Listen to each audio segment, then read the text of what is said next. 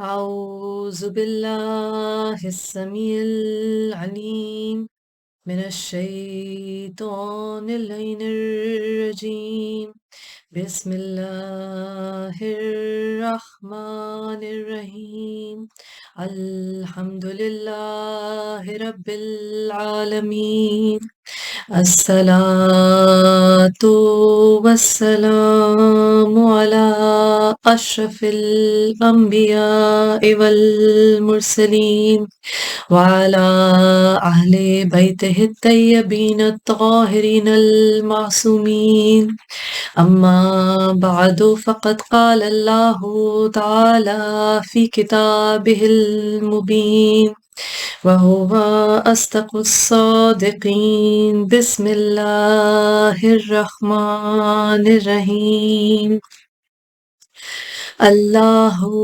ولي الذين آمنوا يخرجهم من الظلمات إلى النور صدق الله العلي العظيم. عزیزان گرامی، سورہ بقرہ آیت نمبر 257 ترجمہ اللہ ہے ولی ان لوگوں کا جو ایمان لائے اور نکال لاتا ہے انہیں ظلمات سے، اندھیروں سے نور کی جانب۔ آیت الکرسی کی آخری آیات وعدہ ہے اللہ تعالیٰ کی مولائیت کا، اس کے ولی ہونے کا، اس کی ولایت کا، اس کی سرپرستی کا، اس کی نگہبانی کا۔ عزیزان گرامی، مکتبہ حسینی نے اپنے دروازے ہم خوش قسمت طالب علموں اور عزاداروں پر اس وقت کھول رکھے ہیں۔ بہت ہی خوش قسمتی ہے، بہت بڑی سعادت ہے کہ وہ غم کہ جس میں رسول اللہ صلی اللہ علیہ وآلہ وسلم اور آپ سے پہلے انبیاء علیہ السلام نے گریہ کیا، ہماری آنکھیں اس غم میں پرنم ہیں۔ وہ غم جس کے بارے میں رسول اللہ صلی اللہ علیہ وآلہ وسلم نے فرمایا تھا اِنَّا لِقُتْلِ الْحُسَيْنِ حَرَارَةً فِي قُلُوبِ الْمُؤْمِنِينَ لَا تَبَرَّدْ أَبَدًا، کہ قتل حسین سے بے شک مومنوں کے دلوں میں ایک ایسی حرارت، ایسی گرمی پیدا ہوگی جو تا قیامت ٹھنڈی نہیں ہوگی۔ عزیزان گرامی، مومن کی بات کی میرے نبی صلی اللہ علیہ وآلہ وسلم نے، محبوب خدا، ختم الانبیاء، رحمت للعالمین صلی اللہ علیہ وآلہ وسلم کہ مومنوں کے دلوں میں ایسی حرارت، ایسی گرمی پیدا ہوگی۔ اور سورہ بقرہ میں اللہ تعالیٰ نے وعدہ کیا اللہ ہے ولی ان لوگوں کا جو ایمان لے آئے اور نکال لاتا ہے ان کو اندھیروں سے نور کی طرف۔ یعنی مومن جب ہو جاؤ تو پھر اللہ کی ولایت کے حقدار ہو جاؤ گے، اللہ تمہارا ولی، اللہ تمہارا مولا بن جائے گا۔ اور پھر اللہ تعالیٰ نے فرمایا تم میں سے اس وقت تک کوئی مومن نہیں ہو سکتا جب تک اپنی جان، اپنی اولاد، اپنے مال، اپنے اہل و عیال، اپنی تمام تر دنیاوی پوزیشنز، بلونگنگز اور رشتوں سے بڑھ کر نبی اکرم صلی اللہ علیہ وآلہ وسلم کو محبوب، عزیز اور معزز نہ رکھے۔ عزیزان گرامی، مومن وہ جو رسول اللہ صلی اللہ علیہ وآلہ وسلم کو اپنی ذات، اپنی جان، اپنے مال، اپنی اولاد، اپنی تمام تر دنیاوی محبتوں، مودتوں سے افضل رکھے۔ مومن وہ جس کے دل میں غم حسین سے، قتل حسین علیہ السلام کی وجہ سے وہ غم پیدا ہو، وہ حرارت پیدا ہو جو قیامت تک ٹھنڈی نہیں ہوگی۔ اور ایسے مومن کے لیے وعدہ ہے اللہ تعالیٰ کی طرف سے کہ اللہ تعالیٰ اس کا ولی ہے۔ آج کی نشست میں عزیزان گرامی موضوع سخن ہے سفر امام علی مقام امام حسین علیہ السلام، منازل سفر جو کربلا کے رستے میں طے پائی۔ عزیزان گرامی، کوفے میں انقلاب، حضرت مسلم و ہانی کی شہادت، یہ سب کچھ ہو گیا، مگر ظاہر ہے کہ اس سب کی اطلاع بر وقت مکے میں نہیں پہنچ سکتی تھی. اس زمانے میں کمیونیکیشنز ٹیکنالوجی نہیں تھی کہ یہ پیغام امام حسین علیہ السلام تک بر وقت پہنچ سکتا. حالانکہ یہ تو ہم سب کا ایمان ہے کہ اس سانحے کی، اس عظیم ترین شہادت کی تو پہلے ہی پیش گوئی رسول اللہ صلی اللہ علیہ وآلہ وسلم دے چکے تھے. وہ مٹی جو رسول اللہ صلی اللہ علیہ وآلہ وسلم نے حضرت ام سلمہ کو دی کہ جب یہ خون میں تر ہو جائے تو سمجھو میرا حسین علیہ السلام شہید ہو گیا. امام حسین علیہ السلام کو خود بخوبی اندازہ تھا مولا کائنات مولا علی علیہ السلام نے وقت ظاہری رخصت جب ہر بچے کا ہاتھ ایک بچے کے ہاتھ میں دیا اور مولا عباس علیہ السلام کو امام حسین علیہ السلام کے ہاتھ میں ہاتھ تھما دیا. تو اہل بیت علیہ السلام کو تو یہ تمام واقعات پہلے سے معلوم تھے. جیسے حضرت غازی عباس علیہ السلام کے بارے میں جب ہم معجزہ سنتے ہیں تو سنتے ہیں کہ آپ کی بازو پہ ایک نشان علم کا اور ایک مشق کا تھا. بی بی زینب علیہ السلام کے لیے مولا کائنات مولا علی علیہ السلام نے گریہ کیا. تو تمام واقعات، تمام سانحے جو رونما ہوئے، اہل بیت علیہ السلام چونکہ علم لدنی کے حامل ہیں تو پہلے سے ان واقعات کو جانتے تھے. مگر ہم بات کریں گے دنیاوی تاریخ کی اور ان حالات کی جو پیش آئے. تو ہسٹری کے مطابق، تاریخ کے مطابق امام عالی مقام امام حسین علیہ السلام کو حضرت مسلم بن عقیل علیہ السلام کا خط پہنچ چکا تھا کہ کوفہ تشریف لے آئیے، سب آپ کی اطاعت کے لیے، آپ کے ہاتھ پہ بیعت کے لیے تیار ہے. یہ خط جناب مسلم نے عابس بن ابی شعیب شاکری کے ہاتھ اپنی شہادت سے 27 دن پہلے 12 ذیقعد کو لکھا تھا. اس خط کے پہنچنے کے بعد امام حسین علیہ السلام کے لیے کوفہ کا سفر اختیار کرنا ضروری ہو گیا تھا. پھر بھی عام حالات میں اتنی جلدی کی ضرورت نہیں تھی کہ آپ حج کے 2-1 دن باقی ابھی رہنے کے باوجود حج کو ترک فرما دیں اور مکہ سے نکل کھڑے. یہ غیر متوقع صورت یقینی طور پہ نہایت اہم ہنگامی اسباب کا پتہ دیتی ہے. آپ کی افتاد طبیعت اور ذوق عبادت کا لازمی تقاضا یہ تھا کہ آپ اس سال کے حج کو، جو آپ کی ظاہری زندگی کا آخری حج تھا، مکمل فرما کر روانگی کا ارادہ کرتے. لیکن ایک دم یہ ہوا کہ حج کی تکمیل میں 2 دن باقی تھے کہ آپ علیہ السلام نے، امام عالی مقام علیہ السلام نے حج کو عمرے سے بدل کر مکہ معظمہ سے روانگی اختیار کی. اس کے اسباب عام طور پر لوگوں کے سامنے کچھ نہ تھے، کیونکہ حرم الہی کے اندر ظاہری طور پہ کوئی فوج، کوئی لشکر نہ تھا جو سب کو نظر آتا، مگر حاجیوں کے لباس میں فوج کے سپاہی آئے تھے. انہیں یہ ہدایت تھی کہ امام حسین علیہ السلام جس حال میں بھی ہوں ان کو گرفتار کر لو. یہ راز اس وقت کھلا جب آپ مکہ سے باہر نکل چکے تھے اور پھر ذوق شاعر نے آپ سے راستے میں ملاقات کی اور پوچھا کہ فرزند رسول صلی اللہ علیہ وآلہ وسلم اتنی جلدی کس لیے کہ حج بھی نہ ہو سکا. امام علیہ السلام نے جواب دیا، اگر میں اتنی جلدی نہ کرتا تو وہیں گرفتار کر لیا گیا ہوتا. بس یہ وہ چیز تھی جس نے امام حسین علیہ السلام کو عراق کی طرف اس قدر تعجیل کے ساتھ روانگی پر مجبور کیا. اور ظاہر ہے جیسا قرآن میں کہا گیا کہ فتنہ قتل سے بدتر ہے، اس حرم کی حدود میں فتنے کا، قتل و غارت کا، نواسہ رسول صلی اللہ علیہ وآلہ وسلم کا خدشہ ظاہری طور پر موجود تھا. اور ظاہر ہے کہ امام حسین علیہ السلام تو موت کو گلے لگانے کے لیے بالکل تیار تھے. ہاں، خدا کے دین کو بچانا تھا، حرم کعبہ کے تقدس کو بچانا تھا. نتیجہ آخر امام علیہ السلام کے پیش نظر تھا، یعنی شہادت. جس پر آپ کی وہ تقریر گواہ ہے جو آپ نے مکہ معظمہ سے روانگی کے وقت فرمائی۔ آپ نے کہا تھا، موت فرزند آدم کے گلے کا ہار ہے اور مجھے اپنے اسلاف سے ملاقات کا اشتیاق ہے، اتنا ہی جتنا حضرت یعقوب علیہ السلام کو حضرت یوسف علیہ السلام سے ملنے کا اشتیاق تھا، اور میرے لیے بہت اچھی ہے وہ جگہ جہاں میں کشتہ ہو کر گروں گا، گویا میری آنکھوں میں پھر رہا ہے وہ سما کہ میرے جوڑ بند کو صحرائی درندے جدا کر رہے ہیں۔ کوئی چارہ کار نہیں اس دن سے جو خط تقدیر میں گزر چکا ہے۔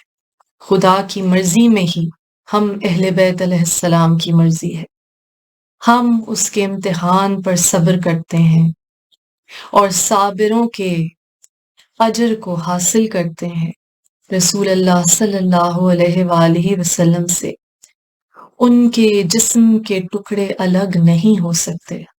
جو شخص ہمارے ساتھ اپنی جان کی قربانی پر آمادہ ہوا اور خدا سے ملاقات پر تیار ہوا، وہ ہمارے ساتھ سفر کرے۔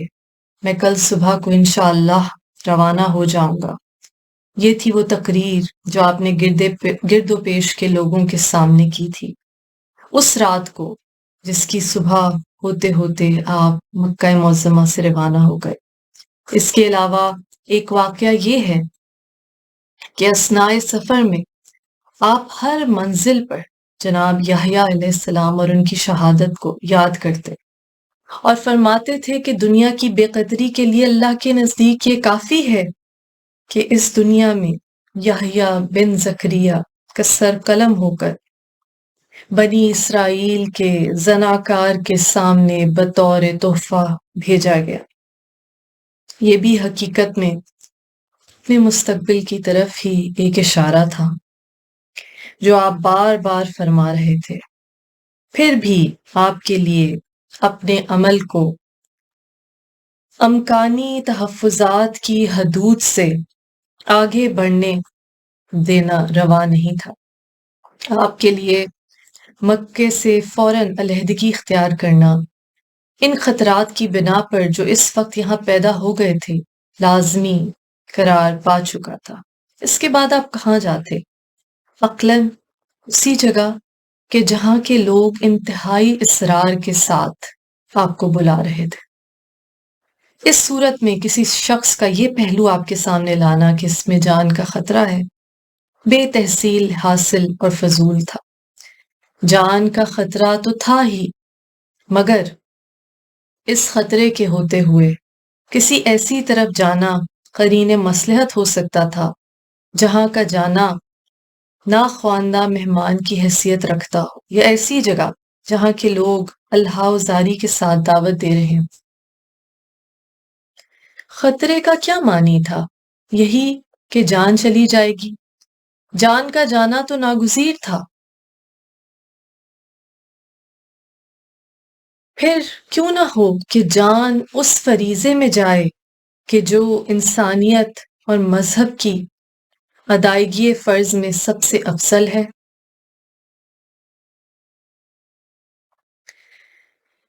جس کا نام وعدہ وفائی ہے، طالبان ہدایت پر اتمام حجت اور خلق خدا کی فریاد رسی، اسی لیے جیسا کہ پہلے بیان کیا گیا، حضرت امام حسین علیہ السلام نے ان لوگوں کے خیال کی کبھی رد نہیں کی جو اہل کوفہ پر بے اعتمادی کا اظہار کرتے تھے، اور یہ نہیں کہا کہ مجھے ان سے امید ہے کہ وہ اب اپنی بات پر قائم رہیں گے، مگر اسی کے ساتھ آپ نے ہمیشہ اپنی روانگی کو ان کی طرف ضروری بتایا، جیسا کہ فرزوق سے گفتگو آپ نے فرمایا، خانہ کعبہ میں گرفتاری کا جو خطرہ تھا اس کا ایک حد تک یقینی کرینہ سامنے آ گیا اس وقت جب آپ کی مکہ سے روانگی کے موقع پر حاکم مکہ عمرو بن سعید بن عاص کی طرف سے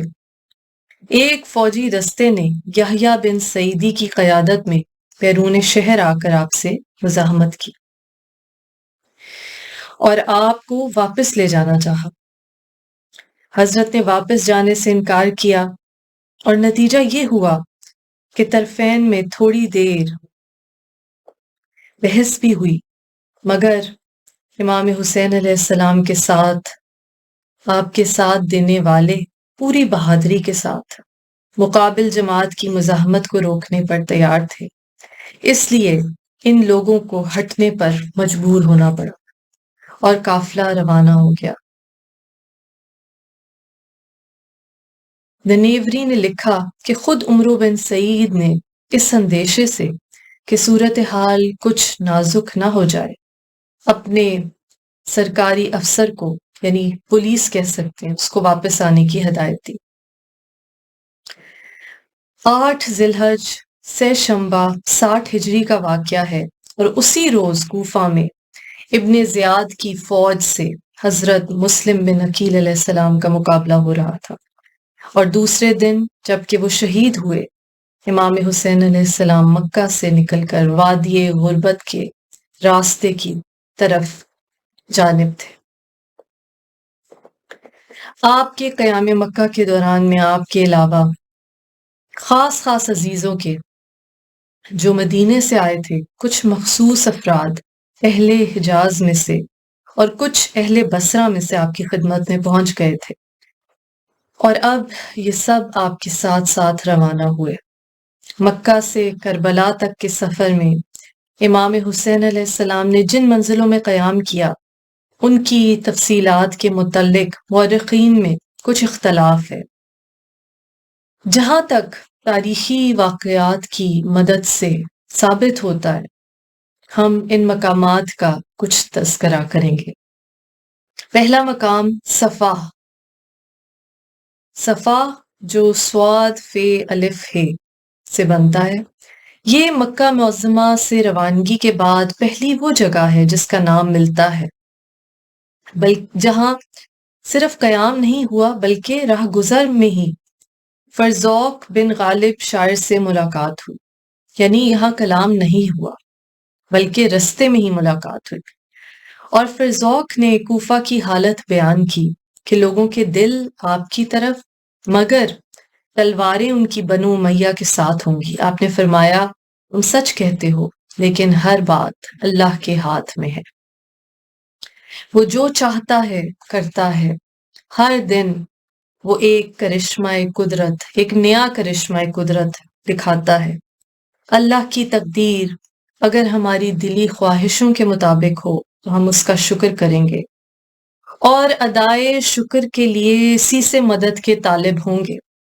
اگر قضائے الہی ہمارے مطلب میں صد راہ ہوئی تو انسان کے لیے یہی کیا کم ہے کہ اس کی نیت میں سچائی اور اس کے ضمیر میں پارسائی ہو۔ عزیزان گرامی، مولا کے ان الفاظ میں کتنا سبق ہے ہمارے لیے۔ ہر بات اللہ کے ہاتھ میں ہے، وہ جو چاہتا ہے کرتا ہے، ہر دن ایک نیا کرشمہ قدرت دکھاتا ہے۔ اللہ کی تقدیر اگر ہماری دلی خواہشوں کے مطابق ہو تو ہم اس کا شکر ادا کریں گے، اور اس شکر کی توفیق بھی اللہ تعالیٰ کی مدد سے ہی ملے گی۔ اور اگر قضائے الہی ہمارے مطلب میں صد راہ ہوئی تو انسان کے لیے یہی کیا کم ہے کہ اس کی نیت میں سچائی اور ضمیر میں پارسائی ہو۔ سبحان اللہ، اللہ اکبر۔ اس کے معنی یہ ہوئے کہ مقصد نیک ہو اور نیت بخیر، اس کے بعد خرچے وعدہ باد، کہ اس سے صاف ظاہر ہے کہ امام حسین علیہ السلام کسی کے وعدوں پر اعتبار کر کے، اعتماد کر کے منزل عمل میں گامزن نہیں ہوئے، بلکہ محض اللہ تعالیٰ کے بھروسے پر اس کے عائد کردہ فرض کی تکمیل کے لیے امتحان گاہ عمل میں تشریف لے آئے۔ اگلا مقام ہے تنعیم، تے نون عین یہ میم۔ اس جگہ یمن کا ایک قافلہ نظر آیا جس سے حضرت نے کچھ اونٹ اپنے اسباب اور ساتھیوں کی سواری کے لیے کرائے پر لیے، اور ان کے مالکوں سے فرمایا کہ تم میں سے جو عراق تک جانا چاہے گا اسے ہم اتنی دور کا کرایہ دے کر واپس کر دیں گے۔ چنانچہ کچھ لوگ ان میں سے حضرت علیہ السلام کے ساتھ عراق تک جانے کے لیے تیار ہوئے۔ اس سے یہ بھی ثابت ہوا کہ مکہ معظمہ سے آپ کی روانگی اچانک بغیر کسی تیاری کے ہوئی، اس لیے آپ اپنے ساتھیوں کے ساتھ مکہ معظمہ سے بار برداری اور سواری کا سامان بھی پورا مہیا نہیں کر پائے تھے۔ اسی منزل پر عبداللہ بن جعفر اور یحییٰ بن سعید بن العاص نے امام سے آ کر ملاقات کی۔ واقعہ یہ تھا کہ جب امام حسین علیہ السلام مکہ معظمہ سے روانہ ہو رہے تھے، اس وقت عبداللہ بن جعفر مدینہ میں تھے۔ ظاہری حالات کی بنا پر امام کا مدینے سے آنا اس خطرے کے ماتحت ہوا کہ وہاں کے حاکم کو یزید کا فرمان پہنچ چکا تھا کہ اگر امام حسین علیہ السلام بیعت نہ کرے تو ان کا سر روانہ کیا جائے، اور اب مکہ سے روانگی اس اندیشے کی وجہ سے ہو رہی تھی کہ وہاں کچھ لوگ حاجیوں کے لباس میں خنجر بھیج دیے گئے تھے تاکہ جس طرح ممکن ہو امام حسین علیہ السلام کو قتل کر ڈالے یا گرفتار کر کے شام کی سمت بھیج دے۔ اس موقع پر حضرت عبداللہ بن جعفر نے اون محمد اپنے دونوں فرزندوں کے ہاتھ امام کے نام یہ خط بھیجا کہ میں آپ کو اللہ کا واسطہ دیتا ہوں کہ آپ میرا خط دیکھتے ہی یہاں واپس آ جائیے، کیونکہ اس طرف جدھر آپ کا قصد ہے مجھے آپ کی ہلاکت اور آپ کے اہل بیت علیہ السلام کے تباہ ہونے کا اندیشہ ہے۔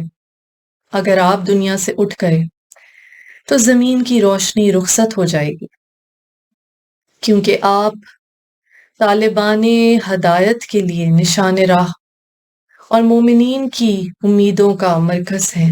سفر میں جلدی نہ کیجیے، میں خود اس خط کے پیچھے آ رہا ہوں۔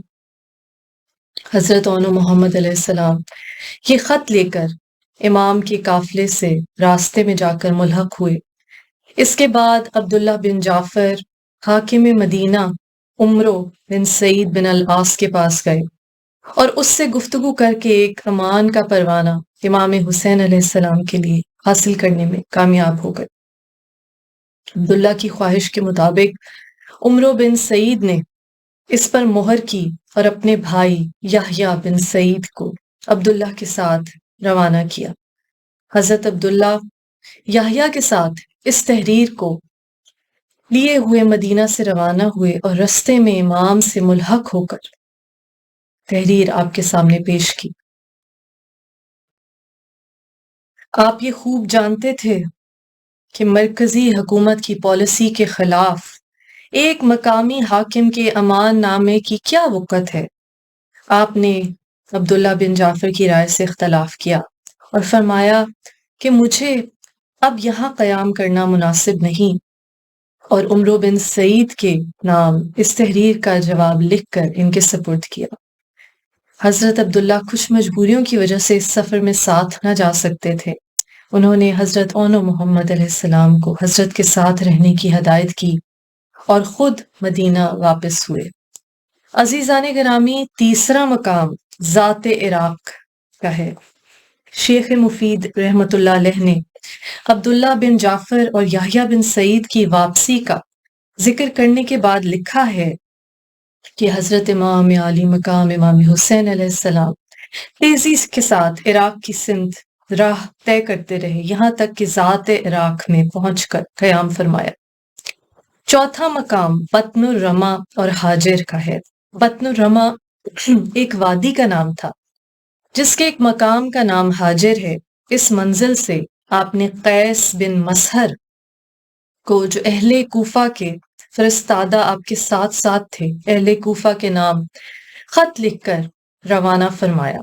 اس خط کا مضمون کچھ یوں تھا: یہ خط ہے حسین ابن علی علیہ السلام کا برادران ایمانی و اسلامی کے نام، بعد سلام اور حمد الہی کے معلوم ہو کہ مسلم بن عقیل کے خط سے مجھے تمہارے حالات کی درستی اور میری نصرت پر تم لوگوں کی ہم آہنگی کا علم ہوا، جس پر میں نے خدا سے دعا کی کہ وہ ہمارے معاملے کو بہترین صورت پر انجام تک پہنچائے اور تم کو اس کے متعلق بہترین اجر عطا فرمائے۔ میں مکہ معظمہ سے روز شنبہ 8 ذی الحج کو روانہ ہو گیا ہوں۔ جب میرا خط تمہیں پہنچے تو انتظامات مکمل اور تیزی سے اپنا نظام درست کر لینا، کیونکہ چند ہی روز میں تمہارے یہاں پہنچنے والا ہوں انشاءاللہ والسلام۔ بعض کا قول ہے کہ اس خط کو عبداللہ بن یقطر کے ہاتھ بھیجا تھا۔ اس خط کے مضمون اور نوعیت سے صاف ظاہر ہے کہ مکہ سے نکلنے کے بعد یہ سب سے پہلی منزل ایسی منزل تھی، بطن الرما، ایک وادی جس کا ایک مقام حاجر، جہاں اطمینان کی سانس لی جا سکتی تھی، ورنہ اس خط کو پہلے ہی روانہ کر دیا جاتا۔ قیس اس خط کو لے کر کوفہ کی طرف روانہ ہوئے، مگر جب قادسیہ پہنچے تو حسین کی فوج نے گرفتار کر لیا۔ حسین کی فوج نے گرفتار کر لیا اور انہیں ابن زیاد کے پاس بھیج دیا۔ ابن زیاد نے کہا، اگر جان بچانا چاہتے ہو تو ممبر پر جا کر امام حسین بن علی علیہ السلام کے خلاف تقریر کرو، ان کی مذمت بیان کرو۔ قیس یہ سن کر ممبر پر چلے گئے۔ مجمع ہمتن گوش تھا کہ دیکھیں حسین علیہ السلام کا قاصد امام حسین علیہ السلام کے خلاف کیا کہتا ہے، مگر انہوں نے مقصد امام کی اشاعت کا یہ ایک ممکن موقع پیدا کیا تھا۔ حمد و ثنائے الہی کے بعد مجمع کو مخاطب کیا اور کہا، ایھا الناس، یعنی اے لوگو، اس وقت خلق خدا میں بہترین شخص امام حسین بن علی علیہ السلام ہیں، جو رسول اللہ صلی اللہ علیہ وآلہ وسلم کی بیٹی حضرت فاطمہ علیہ السلام کے فرزند ہیں۔ میں انہی کا بھیجا ہوا تمہارے پاس آیا ہوں۔ تمہارا فرض ہے کہ ان کی نصرت کے لیے قدم آگے بڑھاؤ اور ان کی آواز پر لبیک کہو۔ ابن زیاد غضبناک ہوا، اس نے حکم دیا کہ انہیں قصر کے اوپر سے زمین پر گرا دو۔ بے رحموں نے انہیں نیچے گرا دیا، جس سے ان کے جسم کے اعضاء چکنا چور ہو گئے۔ انا للہ و انا الیہ راجعون۔ جب آپ اس منزل سے آگے بڑھے تو ایک چشمے پر عبداللہ بن مطیع سے ملاقات ہوئی، جو عراق سے واپس ہو رہے تھے۔ انہوں نے بھی آپ سے مکہ چھوڑنے کا سبب دریافت کیا اور اہل کوفہ کی دعوت کا حال سن کر دوسرے تمام مشورہ دینے والوں کی طرح آپ کے کوفہ جانے سے اختلاف کیا۔ عزیزان گرامی، 5واں مقام زرود یا زرود کا ہے، زیر واو دال۔ اس منزل سے قریب جو چشمہ تھا اس پر زہیر بن القین کا خیمہ نصب تھا۔ یہ حج کر کے مکہ سے واپس روانہ ہوئے تھے اور کوفہ جا رہے تھے۔ شروع میں ان کو خاندان رسول صلی اللہ علیہ وآلہ وسلم سے کوئی عقیدت نہ تھی، بلکہ عام طور پہ وہ اہل شام کے ہم عقیدہ سمجھے جاتے تھے، جس کو اس زمانے میں عثمانی مسلک کہا جاتا تھا۔ مگر امام حسین علیہ السلام کی فطرت و بصیرت ان کی باطنی استطاعت کو دیکھ رہی تھی۔ آپ نے ان کے پاس پیغام بھیجا کہ میں تم سے ملنا چاہتا ہوں۔ خاندان رسول صلی اللہ علیہ وآلہ وسلم سے جو وحشت عام طور سے اس گروہ میں پیدا کر دی گئی تھی، اس کی بنا پر انہوں نے ملنے سے انکار کر دینا چاہا، مگر ان کی بیوی نے جو ان کے ساتھ تھی کہا کہ واہ، کیا غضب کی بات ہے کہ رسول صلی اللہ علیہ وآلہ وسلم کا فرزند تمہارے پاس پیغام ملاقات بھیجے اور تم مسترد کر دو۔ اس بات سے متاثر ہو کر یہ امام حسین علیہ السلام کے پاس گئے اور کچھ اس طرح سے صفائی ان کے سامنے پیش کی، اپنے معاملے کو پیش کیا کہ وہ ہمتن آپ کے موافق ہو گئے۔ امام حسین علیہ السلام نے اس طرح سے اپنے معاملے کو حضرت زہیر بن القین کے سامنے پیش کیا کہ حضرت زہیر ہمتن آپ کے موافق ہو گئے اور بڑے خوش اپنی قیامگاہ پر پہنچ گئے۔ انہوں نے حکم دیا کہ ہمارا خیمہ یہاں سے اکھاڑ کر اصحاب حسین علیہ السلام کے خیموں کے پاس لگا دیا جائے۔ اس کے بعد انہوں نے اپنی بیوی کو طلاق دی اور ان سے کہا کہ وہ اپنے بھائی کے ساتھ مکے چلی جائیں۔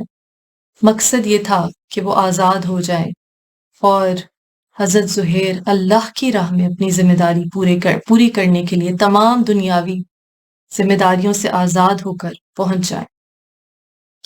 پھر اپنے ساتھیوں سے مخاطب ہو کر کہا، میں نے امام حسین علیہ السلام کے ساتھ مرنے کا مضبوط ارادہ کر لیا ہے۔ جو شخص تم میں سے ہمارے ساتھ شہید ہونا چاہے وہ میرے ساتھ رہے، اور جو نہ چاہے وہ یہیں سے علیحدہ ہو جائے۔ چنانچہ ساتھ والے سب علیحدہ ہو گئے۔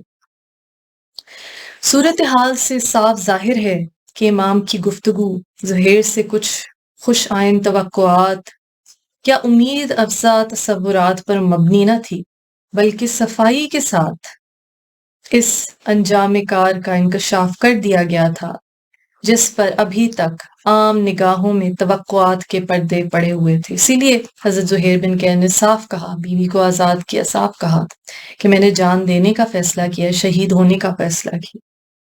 کیا اس کے بعد بھی یہ سمجھا جا سکتا ہے کہ نعوذ باللہ امام حسین علیہ السلام کسی خوش فہمی یا غلط فہمی میں مبتلا ہو کر منزل عمل میں گامزن ہو رہے تھے؟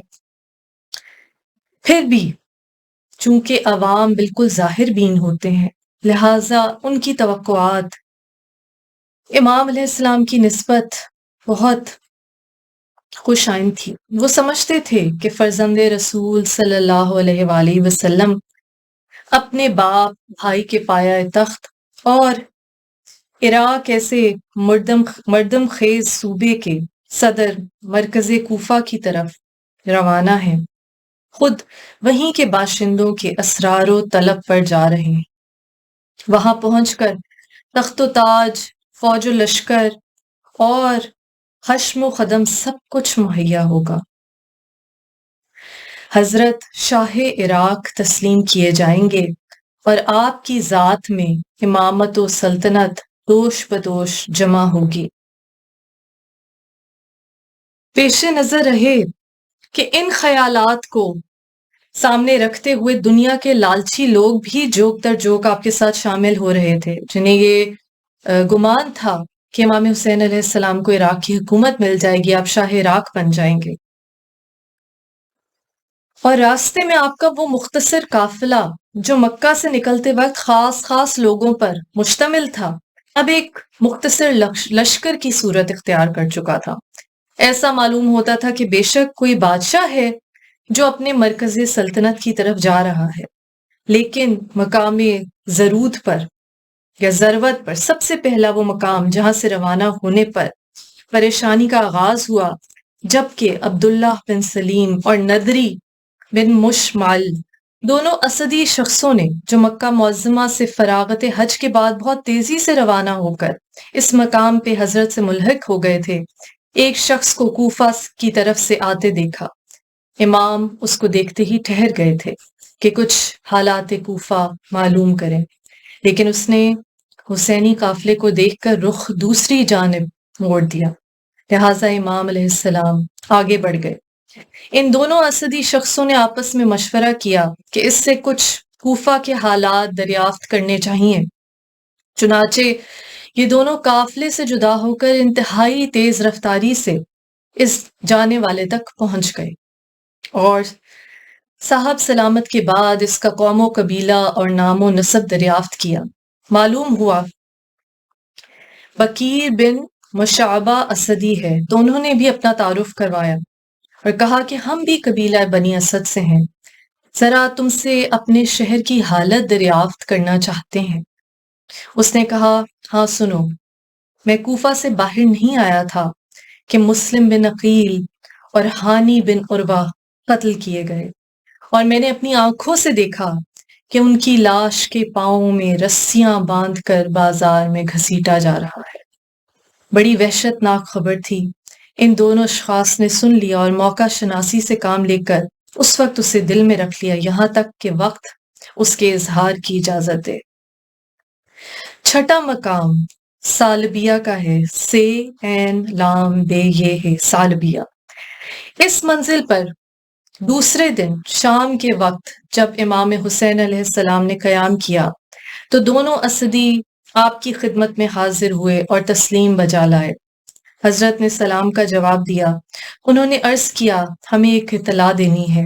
حضور فرمائیں تو سب کے سامنے عرض کریں، اور اگر ارشاد ہو تو علیحدہ تخلیے میں کہیں۔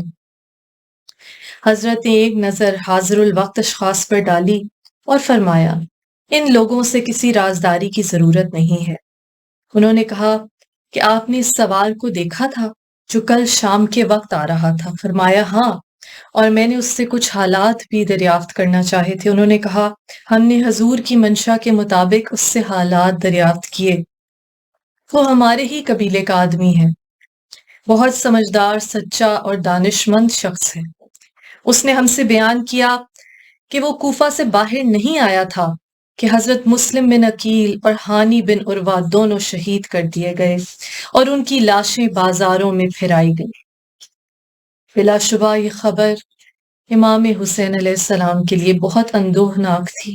ایک طرف مسلم کی جدائی کا صدمہ جو آپ کے چچا زاد بھائی اور معتمد خاص تھے، دوسری طرف اپنے مستقبل کے متعلق ظاہری تمام امیدوں کا ختم ہو جانا۔ لیکن ایک رئیس قوم اور سردار کی حیثیت سخت موقع پر بہت ذمہ دارانہ ہوتی ہے، اس لیے کہ تمام لوگوں کی نظریں اسی پر ہوتی ہیں۔ اگر کہیں اس کو اضطراب ہو جائے تو پھر تمام رفقا اور ساتھیوں پر مایوسی کا چھا جانا، اضطراب کا پیدا ہونا ایک لازمی امر ہے۔ اسی لیے اس موقع پر جب یہ اچانک خبر امام حسین علیہ السلام کو ملی تو آپ نے صرف اتنا کہا، چند بار کہا، انا للہ و انا الیہ راجعون، رحمت اللہ علیہما، اور بس خاموش ہو گئے۔ دنیوری نے کلمہ استرجاع کے بعد ان الفاظ کا اضافہ کیا ہے جس کا ترجمہ ہے ہم اللہ کے یہاں حساب کرتے ہیں اپنی جانوں کا۔ مطلب اس کا یہ ہوا کہ اسی کی راہ میں ہم اپنی جانوں کو نثار کرتے ہیں اور وہی ہمیں اس کا معاوضہ دینے والا ہے۔ اسدی جو ایک رات تک اس وحشت ناک خبر کو اپنے دل میں رکھ کر اس سے پورا اثر لے چکے تھے اور نتائج کو ہر طرح سوچ کر دل میں رائے قائم کر چکے تھے، ان سے اپنے دل کی بات چھپائی نہ گئی اور بے ساختہ بول اٹھے، اللہ کا واسطہ اپنے اور اپنے گھر بھر کی جان کو خطرے میں نہ ڈالیے۔ اللہ کا واسطہ اپنی اور اپنے گھر بھر کی جان کو خطرے میں نہ ڈالیے، یہیں سے واپس ہو جائیے، کیونکہ کوفہ میں آپ کا نہ کوئی مددگار ہے نہ دوست، بلکہ ہمیں یہ خوف ہے کہ پورا کا پورا کوفہ ہی آپ کے خلاف ہوگا۔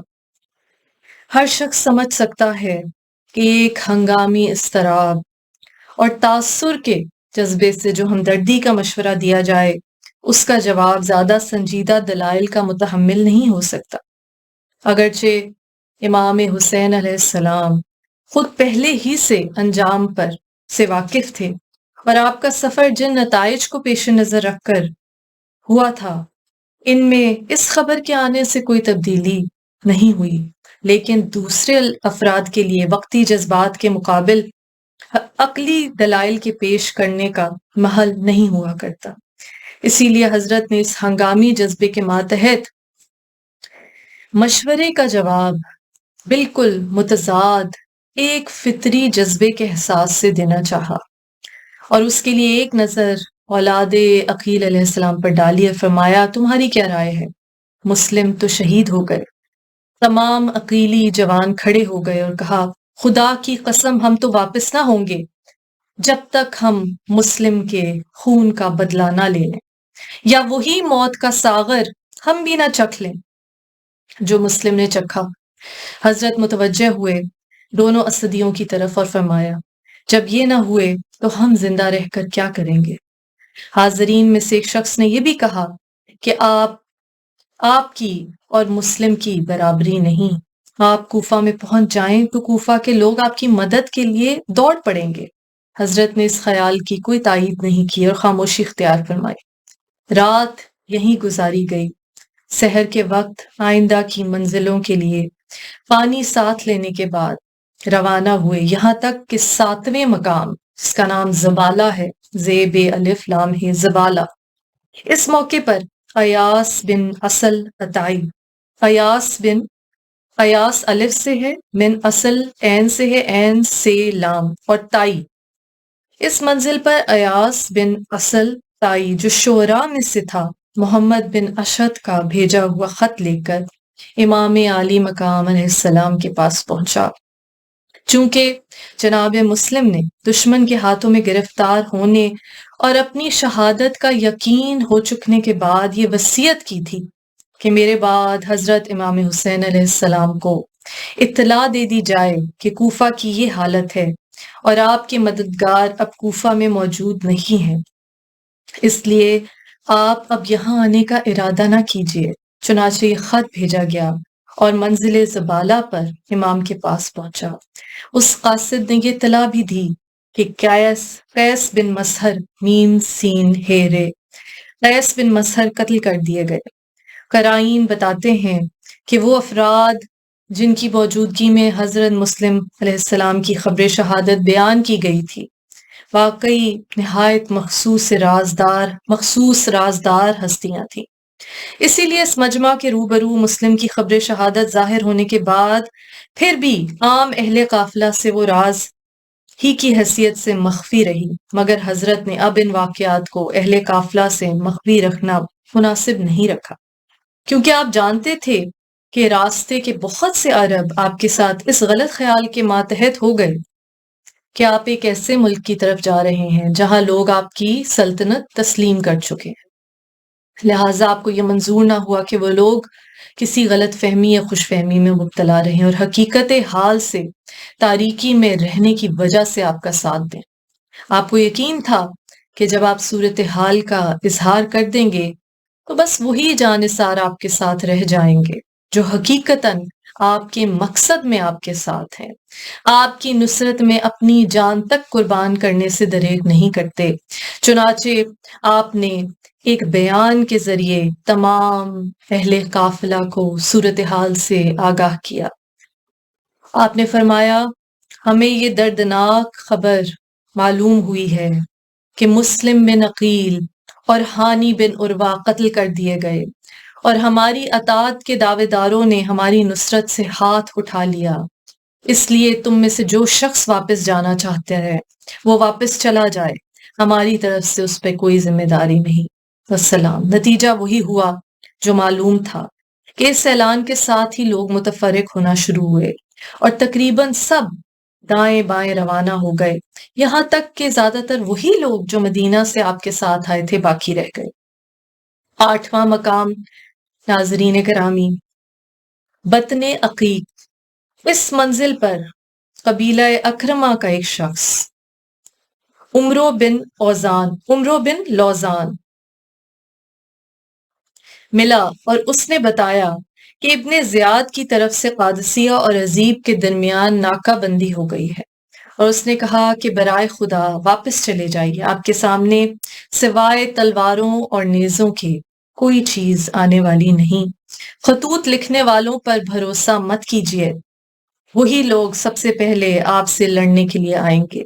امام حسین علیہ السلام نے اس کی خیر خواہی پر اسے دعائے خیر دی اور آگے روانہ ہو گئے۔ بظاہر یہ سننے کے بعد کہ قادسیہ کے ناکے پر فوجوں کا پہرا ہے، وہاں پہنچنا خود کو یقینی طور پر دشمن سے گرفتار کروا دینا ہے، آپ نے سمت سفر میں ذرا تبدیلی فرمائی اور اسی لیے قادسیہ کہ جس کا ہر کوفہ جانے والے کے محل گزر میں واقع ہونا ضروری تھا اور جہاں قیس بن مسہر گرفتار کیے گئے تھے، آپ کے منازل سفر میں واقع نہیں ہوا، اور آپ کا اس فوج سے تصادم نہیں ہوا جو حسین کی سرکردگی میں قادسیہ کے حدود میں مقیم تھی۔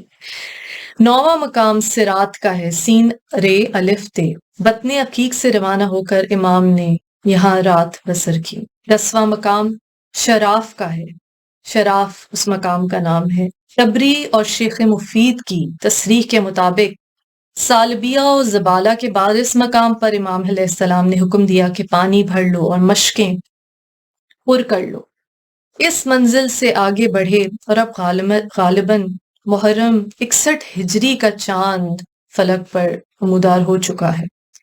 پہلی تاریخ دوپہر کو امام حسین علیہ السلام کا قافلہ منزل شراف کے حدود سے آگے بڑھا تھا۔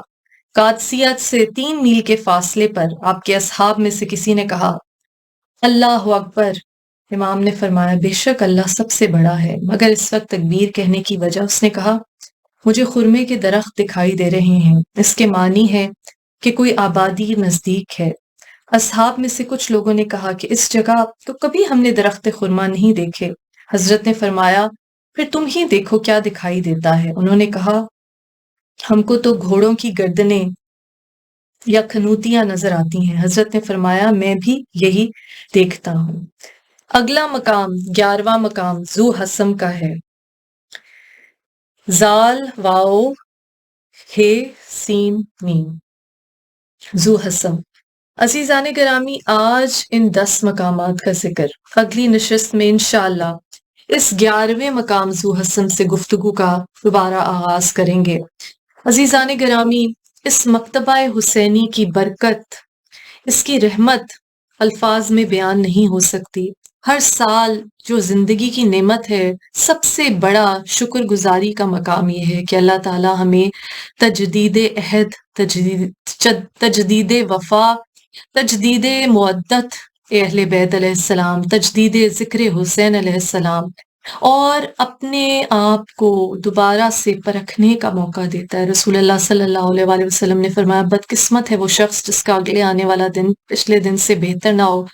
تو اس درسگاہ میں جانے کا پہلا تقاضا یہ ہے کہ ہم سول سرچنگ کریں، مسلسل خود احتسابی کریں، اپنا محاسبہ کریں، اپنا جائزہ لیں اور دیکھیں کہ ہم میں کیا کیا برائیاں ہیں، اس کو دور کریں۔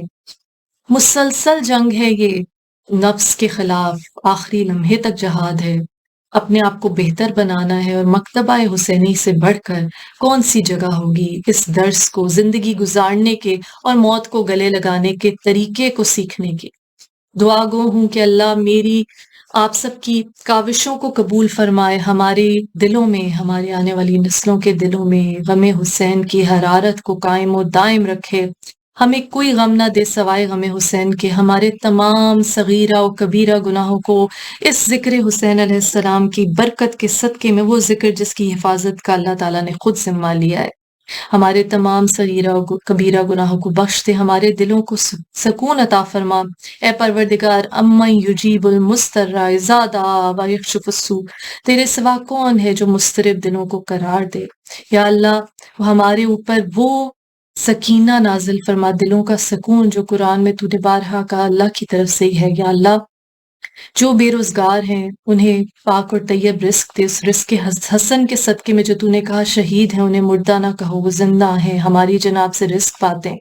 جو بے گھر ہیں، جن کے اپنے گھر نہیں، انہیں گھر عطا کر، وہ گھر جہاں وہ مجلس شبیر برپا کر سکیں۔ جس کے رزق میں تنگی ہے، جس کے رزق میں کسی قسم کی تکلیف ہے، مشکل ہے، اس کو آسانی عطا فرما، اس کے رزق میں وسعت عطا فرما۔ یا اللہ، جو بیمار ہیں، بیمار کربلا کے صدقے میں انہیں شفائے کلی نصیب فرما۔ جو بے گناہ قید ہیں، بی بی سکینہ علیہ السلام کی زندان کی قید کا واسطہ، انہیں جلد رہائی کی خبر دے۔ خطیب منبر سلونی، باب مدینۃ العلم کے علم کا واسطہ میرے علم میں اضافہ فرما، ہم سب کے علم میں اضافہ فرما۔ جو طالب علم کی راہ میں جستجو کر رہے ہیں انہیں دینی اور دنیاوی علم میں سرخروئی عطا فرما۔ یا اللہ، ہمیں کوئی غم نہ دے سوائے غم حسین۔ شبیر کا غم بانٹ رہا ہے تو ادھر دے، اور ہمیں استطاعت دے، توفیق دے، ہمیں موقع دے کہ ہم اس غم حسین کو، اس ذکر حسین کو تا قیامت برپا کرتے رہیں۔ لعنت اللہ علی قوم الظالمین، اللہم صلی علی محمد وآل محمد وعجل فرج۔